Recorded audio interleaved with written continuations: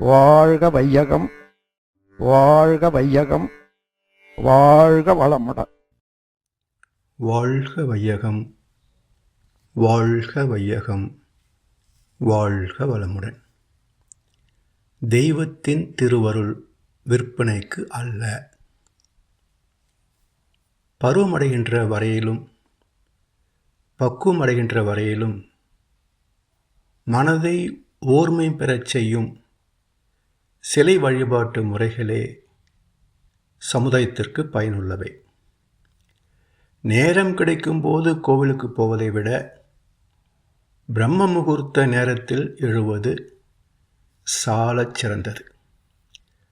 அதிகாலை 5 மணிக்கு எழுந்து அருகிலுள்ள ஆகம விதிப்படி கட்டப்பட்ட கோவிலுக்கு சென்று வழிபட வேண்டும்.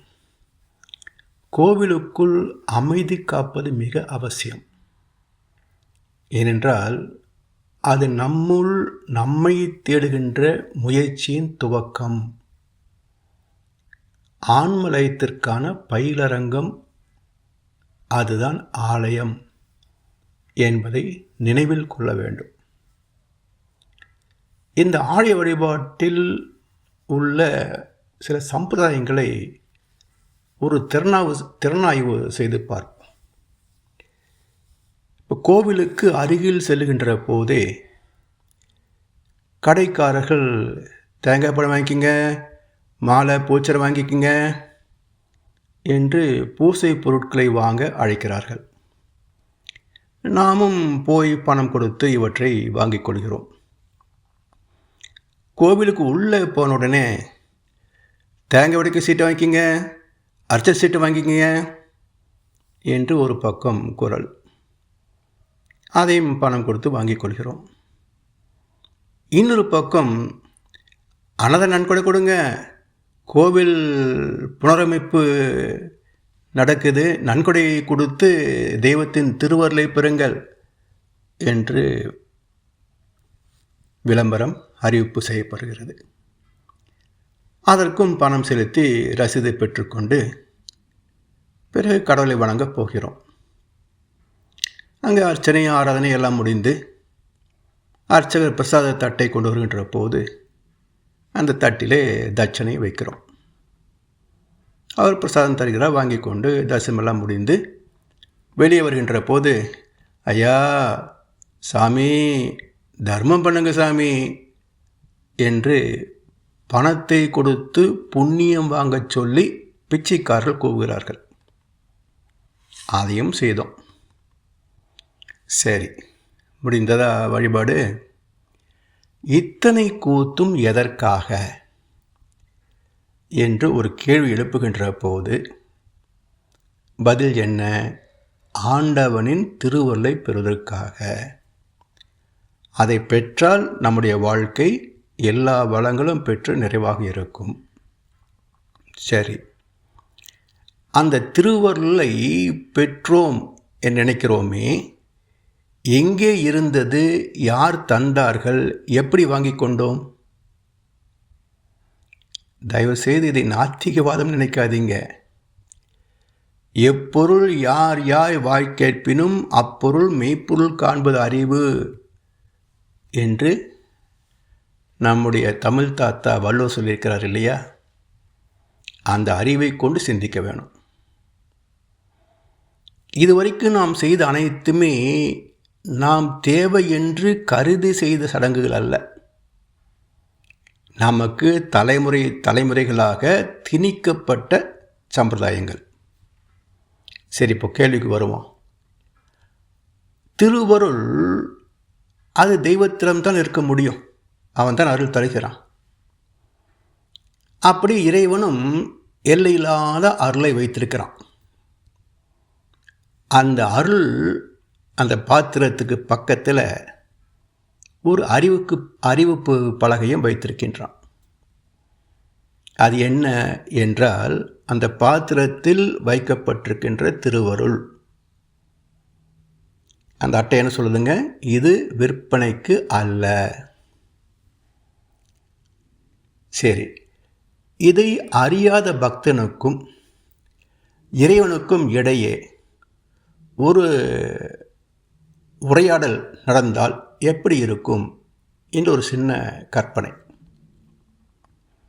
இப்போ பக்தன் கேட்கிறார், சாமி இறைவா, அர்ச்சனை செய்துட்டேன், அபிஷேகம் செய்துட்டேன், எல்லாம் செய்தாச்சு, உன்னுடைய திருவருளை அப்படியே அள்ளி வழங்கணும், 7 தலைமுறை நாங்கள் நல்லா இருக்கணும்.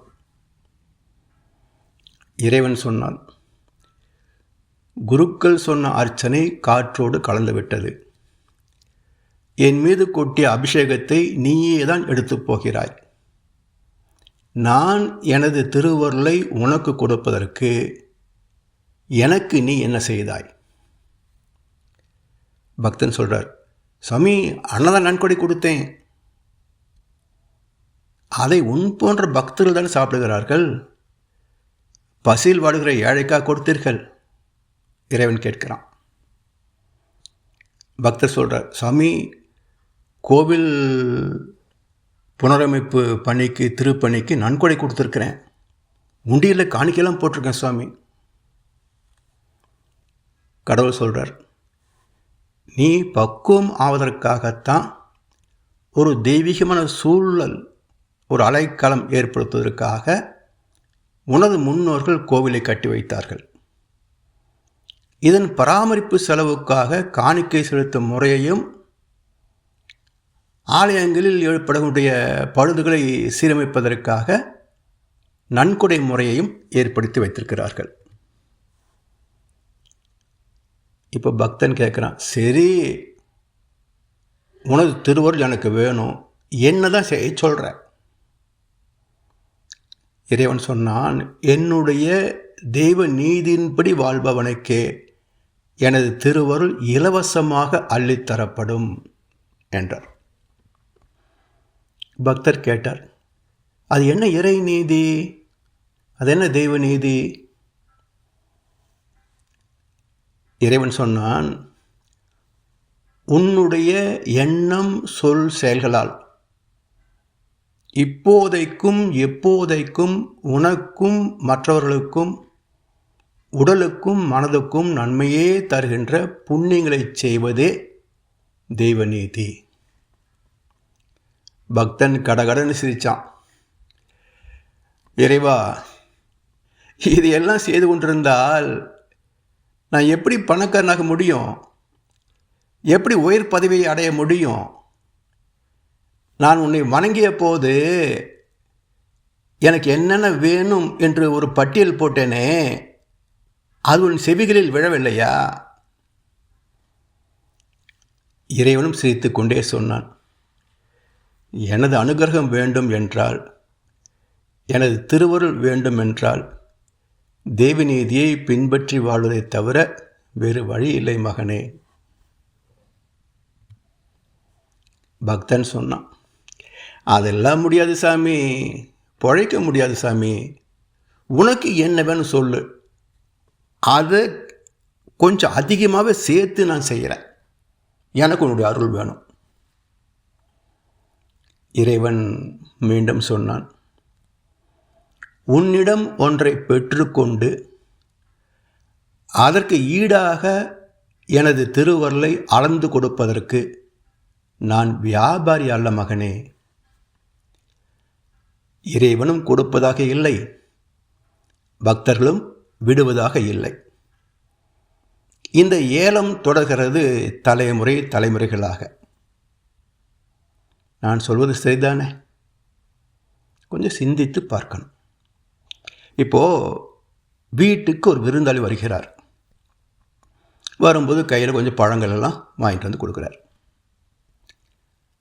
சிறிது நேரம் ஒரு அடி கொண்டு வந்து விட்டு, சரிங்க நான் புறப்படுறேன் என்று அவர் கிளம்புகின்ற போது, அவர் கொண்டு வந்த பழத்தை அவருக்கே தாங்க எடுத்துங்க என்று திருப்பி தந்தால் இது அவமரியாதையா இல்லையா? யோசிச்சு பாருங்க. அவர் கொண்டு வந்ததை திருப்பி அவருக்கே கொடுத்தா இது அவமரியாதையா இல்லையா? அவமரியாதை என்பது எல்லாருக்கும் தெரியும் தானே. இதே போல ஆண்டவன் நமக்கு அள்ளித்தந்த வளம் இந்த இயற்கை வளங்கள். இதில் தேங்காய் பழம் அது இது எல்லாம் பூமியிலிருந்து இறைவன் தந்த கொடை. அவன் தந்ததை திருப்பி அவனுக்கே படையல் போடுவது இறைவனுக்கு செய்கின்ற அவமரியாதை என்று யாருக்காவது எப்பாவது தோணுதா? பிறகு என்ன நைவேத்தியம்? அந்த நிவேத்தியத்தின் அர்த்தமே இந்த பிறப்பை தந்து இந்த உடலுக்கும் மனதுக்கும் வேண்டிய எல்லா வளங்களையும் தந்து கொண்டிருக்கின்ற இறைவா, உனக்கு நன்றி என்று நன்றி செலுத்துவதுதான் நிவேத்தியமே தவிர இறைவனுக்கு நாம் ஒன்றும் கொடுக்க வேண்டிய அவசியம் இல்லை, அவனுக்கு தேவையும் இல்லை. எனவே கோவில்களில் நடக்கின்ற இது போன்ற வியாபாரத்தனத்தை தவிர்த்து விட்டாலே இன்னும் ஆலயங்களிலே ஆற்றல் களம் தூய்மையாக அற்புதமாக நிறைந்து இருக்கும். தர்மத்தோடு இணைந்த பக்தி நிச்சயமாக நம்மை நிறைவாக வாழ வைக்கும். அதில் மாற்று கருத்தே கிடையாது. எனவே வியாபாரத்திற்கு துணை போகின்ற அறியாமை விட்டொழிப்போம். தெய்வ நீதியை மதித்து தெய்வத்தோடு நெருங்கி பயமின்றி கொண்டாடி மகிழ்வோம். வாழ்ந்து பார்க்கலாமா? வாழ்க வளமுடன். வாழ்க வளமுடன். ஸ்கை வேதாத்திரியம் அமுதம் சேனலுக்கு இதுவரைக்கும் சப்ஸ்கிரைப் பண்ணின அனைத்து அன்பர்களுக்கும் மிக்க நன்றி. வாழ்க வளமுடன். அனைவரும் வேதாத்திரிய தத்துவங்களை உலகறிய செய்வோம். இந்த சேனலை உங்கள் அன்பர்கள் அனைவருக்கும் ஷேர் செய்து பயன்பெறுங்கள். நன்றி. வாழ்க வளமுடன்.